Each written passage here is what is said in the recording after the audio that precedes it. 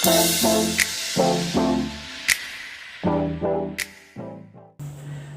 to Center Max Days. Okay, so today we continue with the exercise 1.5, third question.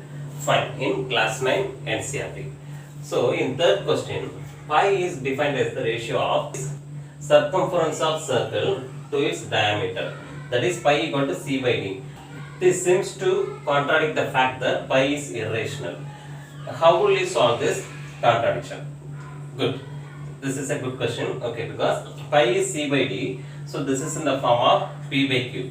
But c and d, okay, when we are measuring in the diagram, c may not be the exact value as we are measuring in the ruler.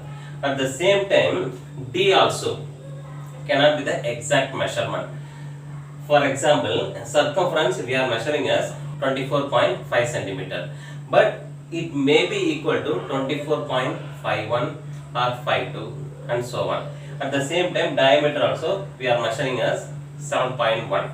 So it may be 7.12 or 13 and so on. So circumference and diameter won't have the perfect or accurate dimension. It is just approximate dimension what we are measuring in the ruler. So pi is irrational.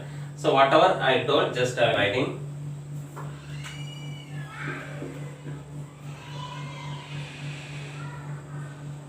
Measuring the circumference of diameter of a circle may not be the rational number, because what we measure from ruler is just approximate value.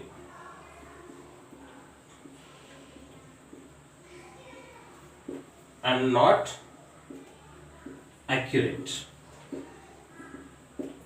So there is a chance that either C or D or both can be or may be a irrational. So there is a chance of C or D or both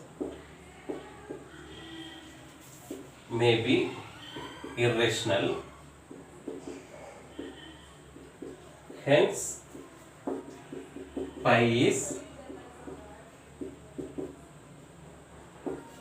irrational. Coming to the fourth Arabic, okay, represent square root of 9.3 on the number line. Fine.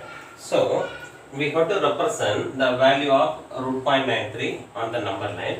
So, first step is you just draw a line segment AB for 9.3 centimeter. So then what do you do? From the point B, just draw 1 centimeter line segment and mark it as point C. So this is 1 centimeter. So AC is totally 10.3 centimeter. Now what we have to do? We have to bisect the AC. So how do you bisect? Keep the metal point of the compass here, and the pencil end should be half of the middle, okay, or 3/4 of the distance of the AC. So you have to draw an arc up and down with the same measurement. Keep the metal point, that is the sharp point of the compass here, and intersect the above arc and the below arc. Okay, now mark the intersection points, then join the intersection point. Okay, so this intersection point meets the AC at a certain point, so name it as D. So now what do you do? Taking D as center and DC as radius, that is D as center and AD as radius, you have to draw a arc which is called as semicircle. That is,